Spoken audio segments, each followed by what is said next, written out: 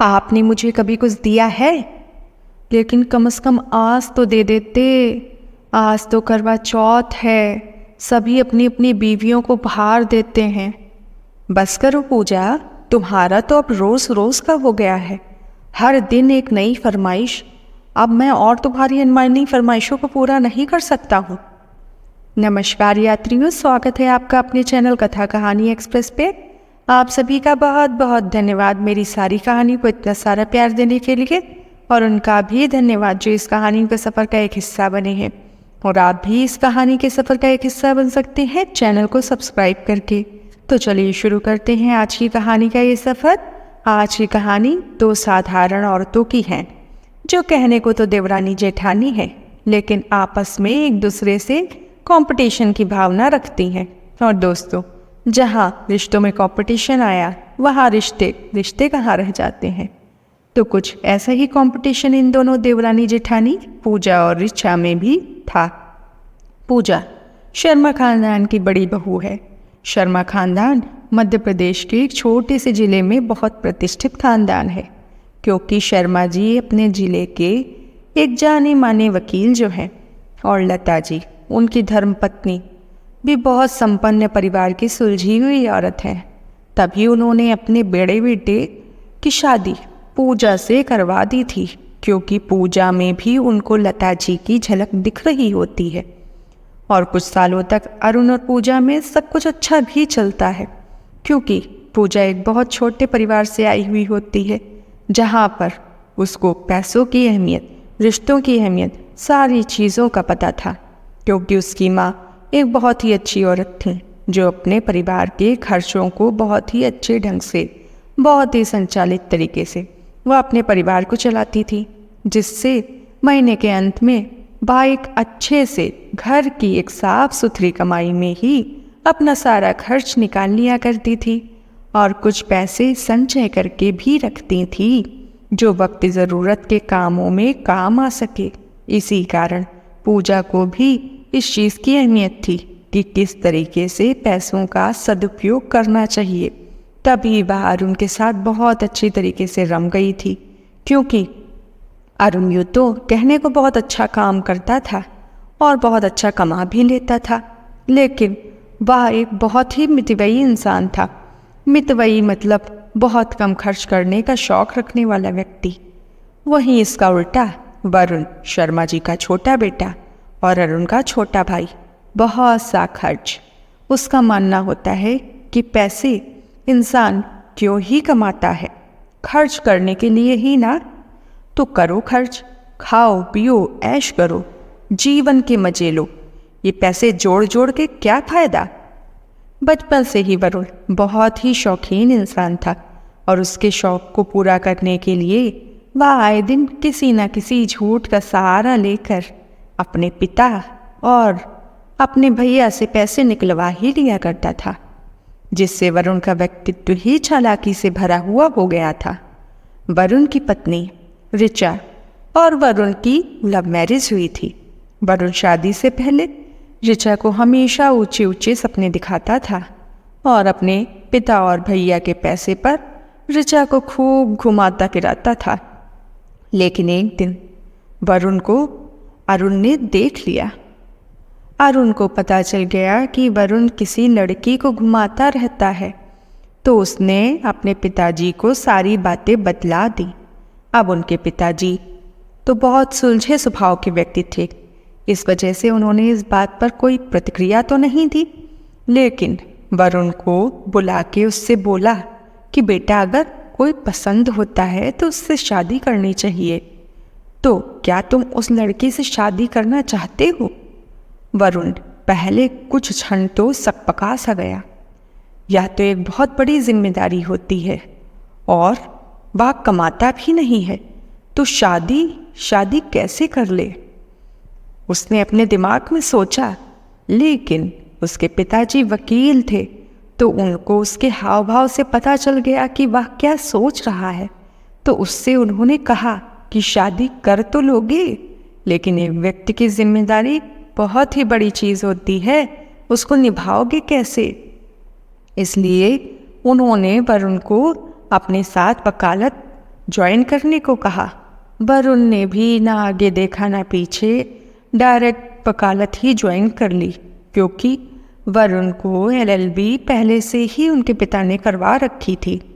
अब वरुण शुरुआत से ही चंचल स्वभाव का था, तो वह वकालत में बहुत अच्छे तरीके से रम गया और ज़्यादा पैसे बनाने के चक्कर में गलत तरीक़ों से पैसे बनाने लगा, जिससे उनके पिता का नाम तो खराब हो रहा था, लेकिन अपनी औलाद थी तो उनके पिताजी कुछ उसको कह भी नहीं सकते थे। तो वरुण जो भी पैसे कमा रहा था उससे अपनी पत्नी के बिना ज़रूरत के कामों में खर्च कर देता था। एक दिन पूजा ऋचा को राय देती है कि उसको बिना मतलब पैसे नहीं उड़ाने चाहिए, पैसों को बहुत सोच समझ कर खर्च करना चाहिए, क्योंकि ज़रूरत पड़ने पर अपने ही पैसे काम आते हैं और ईश्वर ना जाने कब किसकी परीक्षा ले ले, कब किसको किस ज़रूरत में डाल दे। इसलिए हमेशा अपने पैसों को संचय करके ही रखना चाहिए। लेकिन ऋचा तो एक बहुत ज़्यादा अमीर परिवार से आई थी। उसने वरुण को भी शुरुआती तौर पर देखा था कि वरुण किस तरीके से अच्छी गाड़ी में घूमता है, किस तरीके से उसका अच्छा खासा रहन सहन है। इसी वजह से वह उसको पसंद भी करने लगी थी।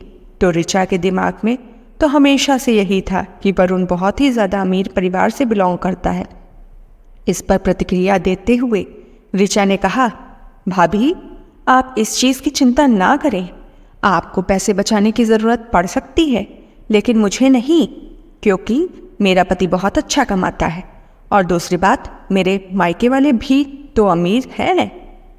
यह सुन पूजा अंदर तक टूट चुकी थी। मेरे मायके वाले भी अमीर हैं? इससे ऋचा का क्या तात्पर्य हो सकता है? क्या मेरे मायके वाले गरीब हैं? मेरे मायके वाले भी अमीर हैं। नहीं, वो गरीब कैसे हुए? लेकिन उनको यह ज़रूर पता है कि कैसे पैसों का सदुपयोग करना चाहिए, और यही मेरे पति की भी सोच है। तो यह सोच गलत कैसे हो सकती है? ऋचा, क्या तुम इसका जवाब दोगी? पूजा ने भरी आंखों से कहा। ऋचा ने अपनी गलती ना मानते हुए बहुत ही कठोर शब्दों में उसका जवाब दिया। भाभी, यह सती सावित्री का ढोंग मेरे सामने ना करे। मुझे भी पता है हर औरत के मन में जज्बात होते हैं, हर औरत के मन में इच्छाएं होती हैं। यूँ तो अरुण भैया बहुत ही ज़्यादा कंजूस व्यक्ति हैं, इस वजह से आप अपनी इच्छाओं को मार रहे हो। क्या आपकी इच्छा नहीं होती है कि आपका पति भी आपको अच्छे अच्छे उपहार भेंट करे, जैसा मेरा वरुण मेरे लिए करता है? ज़रूर होती होगी, लेकिन आप प्रकट नहीं कर पाते हो। इतना कह लता जी को सामने आता देख ऋचा चुप हो गई। लता जी, अरे अरे, दोनों बहुएं क्या बातें कर रही हैं? मुझे भी तो बताएं, मैं भी इस बातों में शामिल होना चाहती हूँ। पूजा, कुछ नहीं माँ जी, कुछ नहीं। आप कुछ लेंगे क्या? हाँ बेटा, एक कप चाय दे दो अपने पापा जी को, लता जी ने कहा। पूजा, जी माँ जी, अभी लाती हूँ। इतना कहकर किचन में चली गई। अब पूजा हमेशा इसी चिंता में रहती कि उसने मेरे पति को कंजूस कैसे बोल दिया।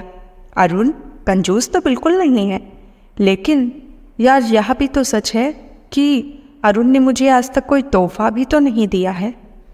कोई बात नहीं, आज ही मैं उनसे सोने का सेट मांगती हूँ। शाम को अरुण के खाना खाने के बाद पूजा उनसे सोने का सेट की बात करती है। अरुण बोलता है, ये आज तुमको हो क्या आ गया है, सोने का सेट? लेकिन तुम तो यह सब पहनती नहीं हो, और वैसे भी तुम्हारे पास इतने सोने के सेट हैं तो सही, क्या करोगी तुम सोने का सेट अब? लेकिन पत्नी के आगे पति की कभी ही चली है। तो अरुण हार के सोने का सेट ला के दे तो देता है पूजा को। अब शुरू होता है असली कंपटीशन। पूजा सोने के सेट ऋचा को दिखाती है, तो ऋचा वरुण से डायमंड के सेट का डिमांड करती है और अपने डायमंड के सेट को पूजा को दिखाती है। अब पूजा भी सोचती है कि इस करवा चौथ में डायमंड के सेट की डिमांड मैं इनसे ज़रूर करूँगी। लेकिन करवा चौथ के 1 महीने पहले से ही पूजा की जिद चालू हो गई कि मेरे लिए इस करवा चौथ आप डायमंड का सेट लेके आएं। अरुण ने पहले तो सोचा मजाक कर रही है, लेकिन फिर जब डेली डेली एक ही बात हो रही थी तो अरुण पूजा से नाराज रहने लगा। यह सब लता जी देख समझ रही होती हैं। अब आता है करवा चौथ।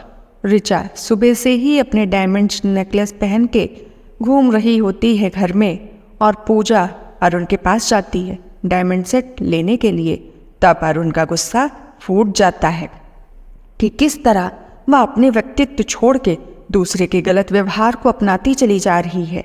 लड़ाई की आवाज़ सुन लता जी आती हैं और ऋचा को बुलाते हुए पूजा और ऋचा को समझाती हैं कि देखो बेटा, यह जो करवा चौथ होता है ना, यह पति को अपना प्यार व्यक्त करने का एक तरीका होता है जिसमें हमारा कोई पैसा भी नहीं लगता है।